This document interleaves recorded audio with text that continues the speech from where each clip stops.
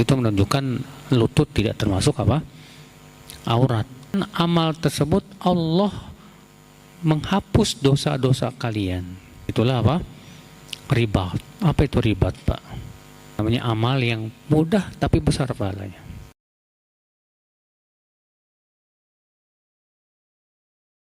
Iya. Di sini menunjukkan juga, Pak, bahwa lutut tidak termasuk aurat buat laki-laki. Ini pendapat ya Imam, seingat saya pendapat Imam Malik dan Imam Syafi'i. Karena juga memang tidak ada dalil yang menunjukkan bahwa lutut itu aurat. Adapun sebagian riwayat yang menyebutkan bahwa lutut termasuk aurat itu hadisnya lemah, Pak. Iya, makanya yang sahih batasan aurat laki-laki itu antara pusat dengan lutut, antara keduanya. Lututnya nggak masuk, iya, pusatnya pun nggak masuk, tapi antara keduanya itu auratnya. Maka kalau terlihat lutut boleh nggak, Pak?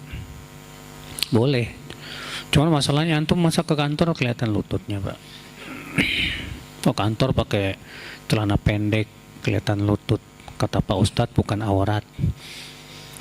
Ya kita katakan ya bukan begitu, Mas. Sekarang badan antum aurat nggak? Punggung antum aurat nggak?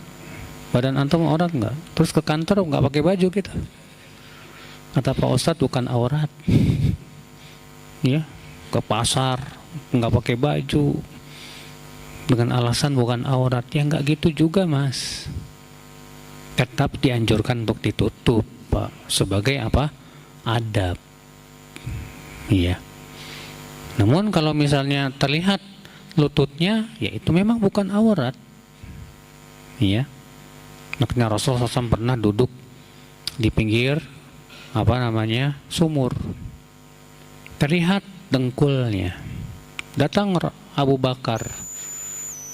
Rasulullah pun mengizinkan. Abu Bakar pun duduk di samping Rasulullah. Masih terlihat lututnya. Datang lagi Umar. Iya. Minta izin untuk duduk.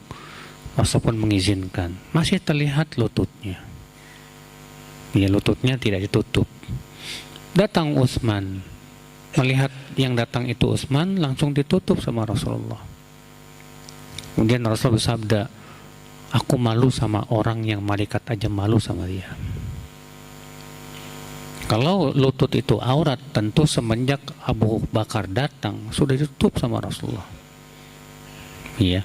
Waktu itu menunjukkan lutut tidak termasuk apa? Aurat. Atas pendapat yang sahih, pendapat yang paling kuat, ya. Hadis berikutnya, wa an Abi Umamah radhiyallahu anhu anna Rasulullah SAW qala salatun fi athari salatin la laghun bainahuma kitabun fi illiyin. Dan salat setelah salat dan tidak ada padanya lagwun, sesuatu yang bermanfaat, tidak ada manfaatnya di antara keduanya, itu dicatat dalam illiyin. Iya. Ini menunjukkan, Pak, kita berusaha ya berpindah dari satu ibadah ke ibadah yang lain. Seperti firman Allah, fa iza faragta fansab. Apabila kamu telah selesai, maka bangunlah, berdirilah. Sebagian ahli tafsir mengatakan apa? Kalau kamu sudah selesai dari ibadah, maka berdirilah untuk ibadah berikutnya. Kita habis sholat wajib nih, zikir. Setelah zikir, sholat sunnah. Setelah sholat sunnah, pindah lagi, demikian. Ya, jangan sampai berpindah dari ibadah kepada ternyata sesuatu yang bukan ibadah. Karena memang ya akhi, tujuan kita hidup di dunia itu untuk ibadah kepada Allah Subhanahu wa taala. Maka usahakan kita berpindah dari satu ibadah ke ibadah yang lainnya. Ya, bukan artinya kita disuruh baca Quran, sholat terus ya enggak. Mencari nafkah ibadah nggak Pak? Ibadah. Antum olahraga supaya sehat dengan niat supaya lebih semangat ibadah, ibadah. Ya. Antum ketemu sama teman-teman yang saleh dalam rangka lebih memperkuat tali ukhuwah, ibadah.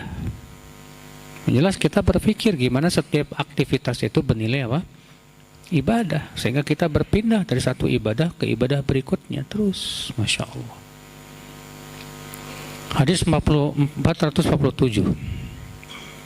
Wa an Jabir bin Abdullah radhiyallahu anhuma qala qala Rasulullah SAW, ala adullukum ala ma yamhu Allahu bil khataya wa yukaffiru bih dhunub. Qalu bala ya Rasulullah. Qal isbaghul wudhu ala al makruhat wa kathratul khuta ila al masajid wa intidharus salati ba'da as-salah fadhalikumur ribat. Rawahu Ibnu Majah.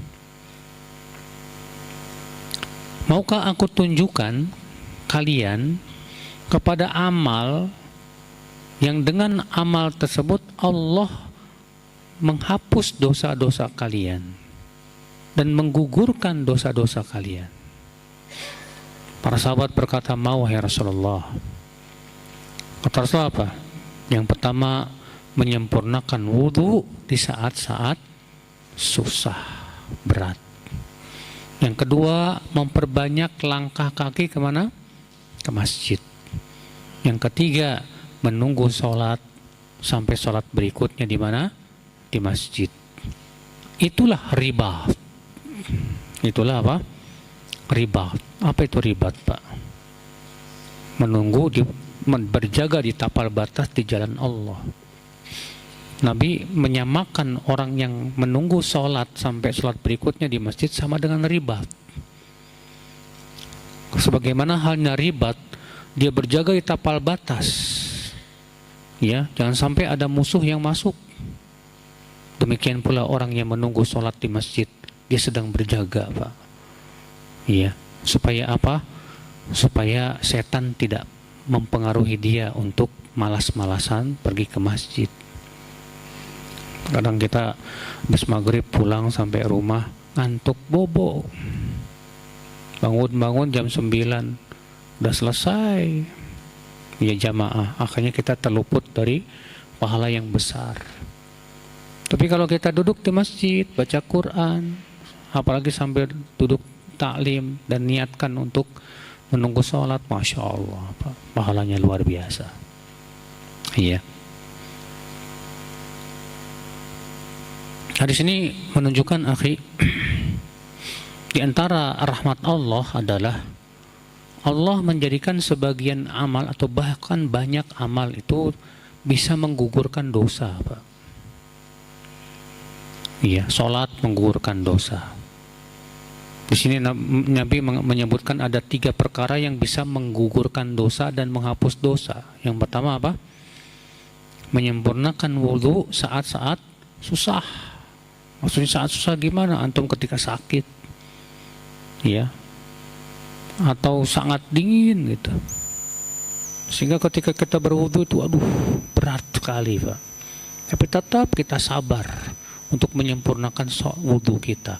Itu pahalanya jauh lebih besar, Pak, dibandingkan dengan ketika tidak berat. Iya. Dan ini menunjukkan kepada kaidah apa, Pak? Kaidah al-masyaqqah, al-ajru biqadril masyaqqah. Pahala itu disesuaikan dengan apa? Kesulitan, tingkat kesulitannya. Semakin sulit, semakin pahalanya besar. Semakin mudah, semakin pahalanya apa? Kecil. Kecuali kalau ada dalil yang menunjukkan mudah tapi besar. Seperti apa?